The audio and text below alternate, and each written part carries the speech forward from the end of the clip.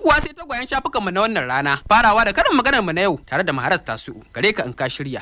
Abin bahari abin sha'awa al'adun yau kasar Hausa. Karin maganar tamu ne yau, jin daɗin na baki shi ke sa hakan ta sa muka fita muka zanta da 'yan Hausa ko za mu samu wannan ƙarashin karin maganar ga yadda tattaunawar tamu ta kasance. Jin daɗin na baki yake sa dan wake ya faɗo a jiho, ni dai iya abin da na sani kenan, magana ta Allah. Jin daɗin na baki yake sa tuwo ya faɗa rija. Jin daɗin na baki yake sa Gaskiya ban san amsar wannan magana ba. ka dai kokwarta ba ka dan Wallahi ban san amsar ta. jin daɗin na baki yake sa wannan amsar ba zan iya bada ta ba saboda ni baki ɗaya yanzu amsar da ka tambaye ni ya ban san kanta ba. To masu sauraro, amsar wannan karin maganar tamu ta yau, jin daɗin na baki shi ke sa riƙen hannu. Amsar kenan, ma'ana dai a nan idan ka samu wani abu ka sa bakinka da zarar ka ji baka ji daɗin sa ba, kakan iya tofar da shi, shi ma ragowar hannun naka kaga ku ai ba ya zo na ba. Maharar Tasu Rumfa